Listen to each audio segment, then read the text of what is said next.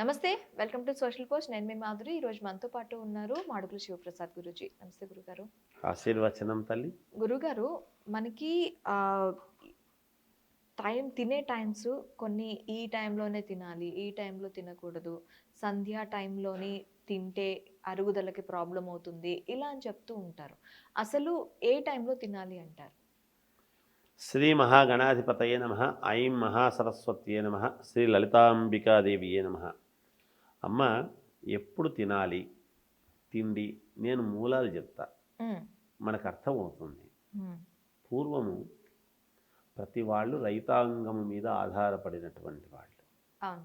మొట్టమొదటంతా కూడా తర్వాత ఉద్యోగాలు అవన్నీ వచ్చాయి, వెళ్ళారు. అనేక రకాల ఉద్యోగాలు వచ్చాయి. చిత్ర విచిత్రమైనటువంటి ఉద్యోగాలకు పోకడలు వచ్చాయి, పోతున్నాం. మొట్టమొదట ఏమిటి, మన పెద్దలందరూ ఏం పాటించారు? హ్మ్. అప్పటి వాళ్ళంతా కూడా ఎందుకు అంత దృఢముగా, అప్పుడు హాస్పిటల్స్ ఎందుకు లేవు, అప్పుడు ఎందుకు ప్రతిదీ అనారోగ్యము అనేటువంటి మాట లేకుండా దృఢముగా జీవితం సాగించారు? పల్లెటూర్లలో కూడా లోపల ఎక్కడో ఉన్నాయి. ఈరోజు హాస్పిటల్కి ఒక ప్లాట్ కొనాలంటే ఇక్కడ మీకు స్కూలుకు పిల్లలకు స్కూల్ ఉంటుంది, ఆడుకోవడానికి ఉంటుంది, పక్కనే హాస్పిటల్ 24 అవర్స్ హాస్పిటల్ ఉంటుంది, ముందు చేరడానికి హాస్పిటల్ ఉంటుంది. ఇలాంటివన్నీ చెప్తున్నారు. అంటే ముందు ఏమన్నా అయితే వెంటనే పక్కనే హాస్పిటల్ ఉండాలని కోరుకొని ప్లాట్లు కొనుక్కునే రోజులు వచ్చినాయి. హ్మ్. పూర్వం అలా అవన్నీ ఆలోచన చేసిన వాళ్ళు కాదు. అవును. ఎందుకు ఆ రోజుల్లో ఏం జరుగుతున్నది? నిజానికి వాస్తవానికి ఎప్పుడు తినాలి తిండి అంటే ఆరోగ్యం భాస్కరాదిచ్చేది. హ్మ్. ఉదయాన్నే సూర్య నమస్కారాలు ఈరోజు ప్రతి వాళ్ళు కూడా నేను గంట మెడిటేషన్ చేస్తున్నాను అని చెప్పుకునే దశకి ఎందుకు వచ్చినాం మనం అంటే, సూర్యుడు ఉన్నప్పుడు మాత్రమే తినాలి. ఓకే. సూర్యుడు అస్తమించిన తర్వాత తిండి అనేటువంటి మాటే ఉండకూడదు అని ఉన్నది. సూర్యుడు అస్తమించిన తర్వాత అసలు తినకూడదు. పూర్వమంతా అలా తినేవాళ్ళు కాదు. తెల్లవారుజామున 3 గంటలకు బ్రాహ్మీ ముహూర్తంలో లేచి హ్మ్. పొలాలకు వెళితే ఉదయాన్నే 7కో 7:30కో వాళ్ళు కాస్త సర్ది తిని, మళ్ళీ మధ్యాహ్నం పూట 2 గంటలకు మిగిలిండేటువంటి తిని, సాయంకాలం ఇంటికి వచ్చిన తర్వాత 4:30, 5 లోపల 5, 5:30 లోపల తినేవాళ్ళు. 7 గంటలకు పడుకునేవాళ్ళు. హ్మ్. 7 గంటలకు పడుకుంటే మళ్ళీ 2:30కు లేచేవాళ్ళు తెల్లవారుజామున బ్రాహ్మీ ముహూర్తంలో. ఇప్పుడు ఎక్కడ నడుస్తుంది అట్లా? వాస్తవానికి సూర్యుడు లేని టైంలో అసలు మనం ఏం చెప్తున్నాం మరి? మనం ఆరోగ్యాన్ని అంటే సూర్యుడే అని ఎందుకు చెప్పినాము? అవును. ఎందుకు రాత్రిపూట తక్కువ తినాలని ఎందుకు చెప్తున్నారు? అంటే పడుకుంటాము కాబట్టి. వాళ్ళు ఇంకా కాస్త పనులు ఉంటాయి. సాయంకాలం 5:30కి ఎప్పుడైతే తింటామో, అస్తమించే లోపల ఎప్పుడైతే తింటామో, హ్మ్. తిన్న తర్వాత ఏవో చిన్న చిన్న పనులు ఉంటాయి. అవన్నీ చేసుకోవడానికి ఒక అవకాశం దొరుకుతుంది. అలా తిన్న తర్వాత వాళ్ళు ఆ పనులన్నీ చేసుకొని పడుకోవడం వెంటనే 7 గంటలకు. హ్మ్. అందుకే తిన్న తర్వాత రాత్రిపూట కూడా కనీసం కాసేపు నడవాలి.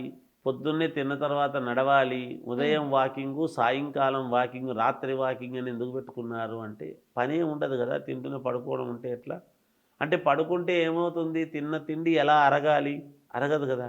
అవును. మరి ఇవాళ ఉద్యోగాల రీత్యా రాత్రిపూట ఉద్యోగాలు చేసుకునేటువంటి వాళ్ళు రాత్రి 12కు, 1 గంటకు ఆ సమయంలో తింటున్నారు అంటే, మరి ఈ ఇన్ని హాస్పిటల్స్ పెరిగాయనడానికి గల కారణాలు మన చేతులారా మన జీవితాలను నాశనం చేసుకున్న వాళ్ళమే తప్ప వేరే లేదు. మరి అవకాశం ఏమిటి? అందుకే రాత్రిపూట తినడం అనేటువంటిది కరెక్ట్ కాదు. తిండి ఎప్పుడు తినాలి అంటే, ఎటువంటి దాంట్లో తినాలి అనేటువంటిది కూడా ఉన్నది. ఆ! మరి ఈ సత్తుపళ్ళ్యాలు ఇవన్నీ కూడా కడుక్కుంటున్నాము, తింటున్నాము. రోజు వేడి నీళ్ళతో కడగగలుగుతున్నామా? లేదు. లేదు. నీరు కూడా మనకు నిల్వ ఉండేటువంటి అపార్ట్మెంటులో నిల్వ ఉండేటువంటి నీళ్ళతో కదా కడుక్కుంటున్నాము. అదే వండుకుంటున్నాం కూడా. శుభ్రం అని అనుకుంటున్నాం కదా! వండుకుంటున్నాం కూడా. వండుకునే పాత్రలు కూడా అవే కదా! ఎక్కడో కూరగాయలు పండితే అవన్నీ ఒక లారీలోకి వేసుకొని వాడు ఒక రోజంతా ప్రయాణమై ఒక చోట అని మండీలో దిగితే అక్కడికి వెళ్ళి ప్రతి వాళ్ళు కొనుక్కొని ఒక బండి మీద తెచ్చుకొని వస్తే, లేదా సంతలోనే పెట్టుకుంటే, అది ఇటు పోయే కారు పొగ, అటు పోయే కారు పొగ సంతలోకి దూరి దాంట్లోకంతా పట్టుకుంటే, దాన్ని తెచ్చుకొని భార్యాభర్తలు ఇద్దరు ఆనందంగా పోయి వారానికి సరిపడా కూరగాయలు తెచ్చుకుంటే, అవి తెచ్చుకొని ఫ్రిడ్జ్లో పెట్టుకొని, దాన్ని మళ్ళీ కుక్కర్లో పెట్టుకొని ఇంకేమి తిండి తింటున్నట్టు మనం హ్మ్. మనం ఎటువంటి తిండి తింటున్నట్టు, ఎటువంటి యోగాలకు మనము ముందుకు వెళ్తున్నట్టు అనేది దీంట్లోనే అర్థమైపోతుంది కదా. అవును. అందుకని ఇప్పుడు ప్రతి వాళ్ళు మేము ఎక్కువ రైస్ తినలేం లేదు గురువుగారు, బ్రౌన్ రైస్ తింటున్నాము, యెల్లో రైస్ తింటున్నాము, బ్లాక్ రైస్ తింటున్నాము అనే పరిస్థితులు ఇవి కలర్లు ఎందుకు వచ్చినాయి? హ్మ్. మళ్ళీ జొన్నన్నము, రాగి సంకటి, రాగి ముద్ద ఇవే తింటున్నాం అనే పరిస్థితి ఎందుకు వచ్చింది? రీసైక్లింగ్ జీవితం ఎప్పుడూ కూడా ఓకే. సైకిల్ చక్రం కదమ్మా మానవ జీవితం. అందుకని వాస్తవాలు మాట్లాడుకుంటే అందరికీ ఇబ్బందే, అసలు ఎటు పాటించలేరు. 5:30 లోపల తినాలి హ్మ్. అంటే సాయంకాలం ఇటుగా టైంలో తినడం ఏమంటే ఎప్పుడు సాయంకాలం సూర్యుడు అస్తమించేటువంటి సమయం 6 నుంచి 6:30 మధ్య తినడం కరెక్ట్ కాదు. ఓకే. అది ఏమంటారు దాన్ని అంటే అక్కడ గోధూళి వేళ అంటారు. అందుకే రైతులు ఎప్పుడు కూడా సాయంకాలం పూట తిని కూర్చునేవాళ్ళు. ఇంకా రాత్రికి ఏమి ఉండదు. కాసేపు మాట్లాడుకొని 7:30కు పడుకుంటే ఖచ్చితంగా 8, 9, 10, 11, 12, 1 గంట, 2, 6, 7 గంటలు నిద్రపోయేవాళ్ళు. 2, 2:30కు లేచేవాళ్ళు. హ్మ్. ఇక్కడ 6:30, 7 గంటలు పెడితే 7 గంటల సేపు నిద్ర, అంతకంటే 6 గంటలు, 7 గంటలు నిద్ర. 2:30 ఖచ్చితంగా లేచి ముఖం కడుక్కొని కావాల్సినటువంటి వండుకొని 3, 3:30 ఒక గంట సేపట్లో ఇల్లంతా శుద్ధి చేసుకుని బ్రాహ్మీ ముహూర్తంలో లేయడం ఎంత ఆరోగ్యమో సాయంకాలం తినడం కూడా అంతే ఆరోగ్యం కదా. అవును. ఈ మధ్యకాలంలో ఏం ఉండదు కడుపులో. ఇప్పుడు 8కి 9కి లేచి కాఫీలు తాగుతూ 11కి కదా పోదాములే అని లేనిపోనివన్నీ నెత్తినేసుకొని మనం పోతున్న కాలం. అందుకని యథార్థాలు కొంచెం ఇబ్బందికరంగా ఉంటాయమ్మా సమాజానికి. పాటించడం కూడా కష్టం కదా ఈ రోజుల్లో. అవును. మరి తినాల్సిన టైం అయితే అది.